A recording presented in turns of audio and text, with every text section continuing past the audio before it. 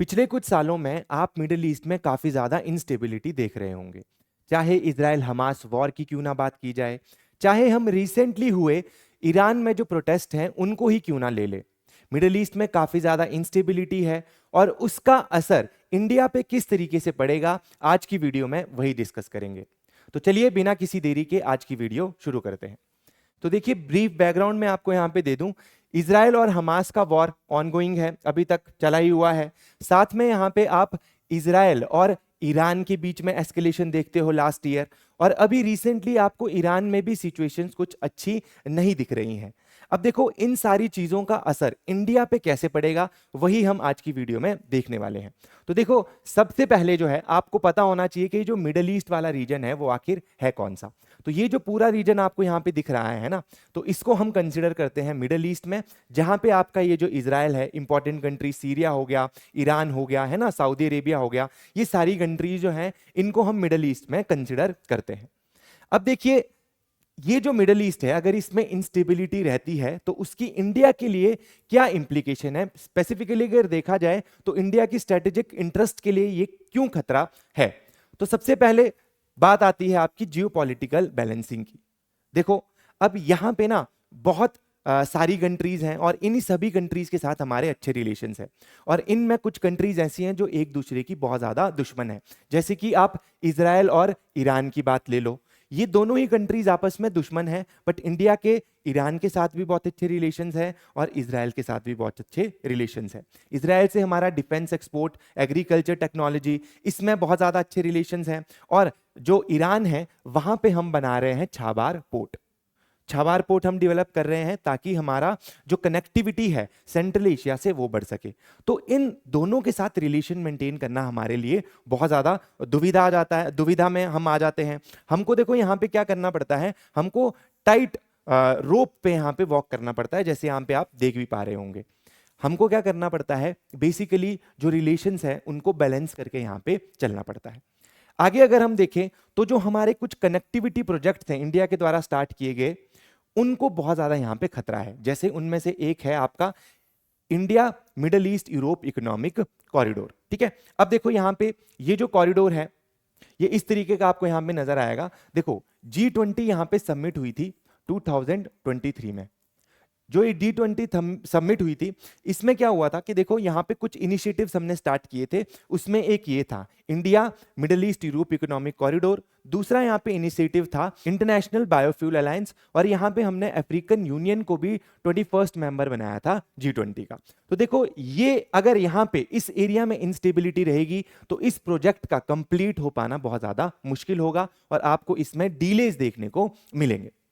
अब अगली अगर बात की जाए तो यहां पे मैरीटाइम सिक्योरिटी को भी यहां पे बहुत ज्यादा खतरा है। कुछ टाइम पहले आपने सुना होगा कि जो हाउदी रिबेल्स है यहाँ पे यमन में जो है, बेसिकली इन्होंने क्या किया था कि कुछ शिप्स को यहाँ पे कैप्चर करना स्टार्ट कर दिया था, है ना, जो यहाँ से क्रॉस होती है आपकी ऑब्वियसली जो ये जो स्टेट ऑफ हॉर्मूज है ना, या फिर आप यहाँ पे देखोगे जो रेड सी से होते हुए बाबल मंदब स्टेट है, यहाँ के आसपास इन्होंने क्या करना स्टार्ट कर दिया था, कुछ शिप्स को कैप्चर करना स्टार्ट कर दिया था, है ना। और जो कि देखो इंडिया के मैरीटाइम सिक्योरिटी के पॉइंट ऑफ व्यू से भी बहुत ज्यादा खराब है। अगर कल की डेट को हमारी शिप्स, जो क्रूड ऑयल की शिप्स हैं, उनको ऐसे कैप्चर किया जाए तो इंडिया में आपको जो क्रूड ऑयल की अवेलेबिलिटी है उसमें कमी देखने को मिल सकती है। अगला अगर हम बात करें तो यहां पे जो इंस्टेबिलिटी चल रही है उसको करने के लिए, उसको सही करने के लिए हमने एक ऑपरेशन चलाया था जिसको कहा जाता है ऑपरेशन संकल्प, जिसके तहत हमारी इंडियन नेवी को यहां पे डिप्लॉय किया गया ताकि जो शिप्स हैं उनको यहां पे सिक्योर किया जाए। आगे अगर बात करें तो यहां पे ट्रेड एंड इन्वेस्टमेंट की, इस रीजन में देखो अगर इंस्टेबिलिटी होगी तो इंडियन बिजनेसेस को भी बहुत ज्यादा इफेक्ट होगा, स्पेसिफिकली उनको जहां का जो ट्रेड है वो किससे पास होता है, ये जो पर्शियन गल्फ है वहां से पास होता है। चलिए अगली अगर हम बात करें तो दूसरा खतरा है हमारे डायस्पोरा को, इनकी सेफ्टी को बहुत बड़ा यहां पे नुकसान देखने को आपको मिल सकता है। देखो, इनकी लाइफ को सबसे पहले तो थ्रेट हो सकता है क्योंकि ये कॉन्फ्लिक्ट वाले जोन में, जैसे इराक, सीरिया है ना, यमन, इन एरिया में रह रहे हैं, तो यहाँ पे बॉम्बिंग या यहाँ पे क्रॉस फायर्स इनको देखने को मिलती है ना, तो इससे इनकी लाइफ को थ्रेटन होता है। सेकंड अगर बात की जाए तो इवैक्यूएशन चैलेंज, अगर इंडिया के जो सिटीजन्स हैं वो इन कंट्रीज में फंसे हुए हैं तो हमारे को यहाँ पे उनको इवैक्यूएट वहां से करवाना पड़ता है। जैसे कि हमने पहले भी काफी ऑपरेशन चलाए हैं। ऑपरेशन अजय जब यहाँ पे इजराइल में सिचुएशंस खराब हुई थी, और यहाँ पे ऑपरेशन सिंधु पिछले साल जब ईरान में सिचुएशन खराब हुई, तो यहाँ पे इवैक्यूएशन चैलेंज एक और देखने को मिलता है। अगर यहाँ पे बात करी जाए तो लाइवलीहुड है ना, बहुत सारे लोग यहाँ पे जो है इंडिया के डायस्पोरा जो ऑयल कंस्ट्रक्शन और सर्विस सेक्टर में है, उनकी जॉब्स का लॉस भी आपको देखने को मिल सकता है, जिससे आगे जाके क्या होगा, जो रेमिटेंसेस हैं इंडिया में है ना, जो वो लोग पैसा हमें भेजते हैं उसमें भी आपको गिरावट देखने को मिल सकती है। नेक्स्ट अगर बात की जाए वही रेमिटेंसेस कि जो इंडिया है वहां पे अगर 2024-25 का आप डाटा देखिए तो 135 बिलियन डॉलर्स तक के रेमिटेंसेस भेजे गए हैं। जो भी इंडियंस या फिर इंडियन ओरिजिन के लोग जो बाहर रहते हैं वो अपनी फैमिलीज को यहाँ पे पैसा भेजते हैं, तो उसमें उन्होंने 135 बिलियन भेजे हैं। और आपको जान के हैरानी होगी कि वर्ल्ड में सबसे ज्यादा रेमिटेंसेस जिस कंट्री को मिलते हैं वो है इंडिया।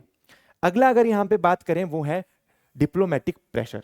इंडिया पे भी देखो प्रेशर आ जाता है कि डिप्लोमेटिकली उनको एंगेज करना पड़ता है उन कंट्रीज से, ठीक है, तो ये भी एक इशू है। और अगला है साइकोलॉजिकल इंपैक्ट।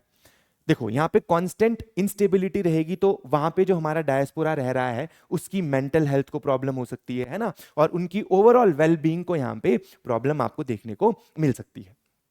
अगर नेक्स्ट हम बात करें कि एनर्जी सिक्योरिटी एंड इंपोर्ट के पॉइंट ऑफ व्यू से किस तरीके से ये चीज हमको इंपैक्ट करती है, अगर आपके जो मिडिल ईस्ट है वहां पे इंस्टेबिलिटी रहे। देखो हमारी जो डिपेंडेंस है इंपोर्ट पे वो बहुत ज्यादा है, स्पेसिफिकली अगर हम एनर्जी सेक्टर की बात करें। इंडिया अभी भी देखो जो 89% क्रूड ऑयल है वो इंपोर्ट करता है, और उसमें से भी 50% जो है ये कहां से आता है, ये मिडिल ईस्ट कंट्रीज से आता है।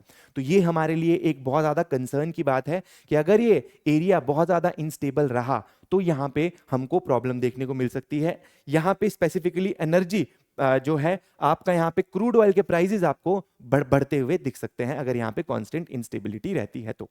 सेकंड है ऑयल प्राइसेस, है ना, कि ऑयल प्राइसेस क्या होंगे, बढ़ेंगे। ऑयल प्राइसेस अगर बढ़ेंगे तो ओवरऑल महंगाई पूरे हर सेक्टर में आपको देखने को यहाँ पे मिलेगी इंडिया में। थर्ड है देखो स्ट्रेटेजिक रिजर्व पे भी यहाँ पे क्या हो सकता है, प्रेशर आ सकता है। अब देखो क्या होता है ना, जैसे ऑब्वियसली हमारी जो 89% डिपेंडेंस है इंपोर्ट पे स्पेसिफिकली क्रूड ऑयल की, तो हमने क्या कर रखा है कि कुछ स्ट्रेटेजिक रिजर्व बना रखे हैं अलग अलग जगह पे। अगर देखो तेल बाहर से कम आता है तो कहीं ना कहीं हमको स्ट्रेटेजिक जो रिजर्व्स है वहां से तेल निकालना पड़ेगा, और अगर हम यहां से तेल निकालेंगे तो इन पे ज्यादा यहां पे क्या होगा, प्रेशर क्रिएट होगा हमारे स्ट्रेटेजिक रिजर्व्स पे। नेक्स्ट अगर बात की जाए तो डाइवर्सिफिकेशन एजेंसी, अगली बात अगर हम करें तो इंडिया को बहुत ज्यादा जरूरत है कि अब वो अपने एनर्जी इंपोर्ट्स को बहुत ज्यादा डाइवर्सिफाई करे। यहां तक कि हम सिर्फ मिडिल ईस्ट पे ही ना निर्भर रहें, हमारे को यूएसए से भी तेल मंगाना है, अफ्रीका, रशिया। ऑब्वियसली रशिया में तो आप देख रहे होंगे रिसेंटली हमने काफी ज्यादा अपना अमाउंट बढ़ा दिया है, लगभग 33% हमारे एनर्जी इंपोर्ट जो है ना, अब कहां से आ रहे हैं, रशिया से आ रहे हैं, जिसकी वजह से इंडिया को बहुत ज्यादा टैरिफ्स का खतरा भी महसूस हो रहा है रिसेंटली। जैसे कि आपने देखा ही होगा डोनाल्ड ट्रंप ने 500% जो है टैरिफ लगाने की इंडिया पे बात करी है, बिकॉज इंडिया सस्ता तेल खरीद रहा है रशिया से, ठीक है। चलिए, तो ये चीज होगी। अगला है हमारी इकोनॉमी पे भी इंपैक्ट हो सकता है, high energy cost effect industries, transportation and overall economic growth. तो पूरी की पूरी इकोनॉमिक ग्रोथ पे भी यहाँ पे आपको देखने को मिल सकता है जो असर है ना। काइंड ऑफ जो तेल है उससे सारी चीजें लिंक्ड है, क्रूड ऑयल से सारी चीजें लिंक्ड है, और कहीं ना कहीं अगर क्रूड ऑयल में यहाँ पे आपको कमी देखने को मिलती है तो कहीं ना कहीं आपको सारे सेक्टर्स में यहाँ पे जो महंगाई है वो देखने को मिलेगी, इकोनॉमिक ग्रोथ पे असर इसका देखने को मिलेगा। तो आई होप आज आपको ये जो टॉपिक है हमने डिस्कस किया अच्छे से समझ आया होगा। आज के लिए इतना ही, धन्यवाद। अगर आपकी कोई भी प्रॉब्लम है तो आप कमेंट सेक्शन में पूछ सकते हैं।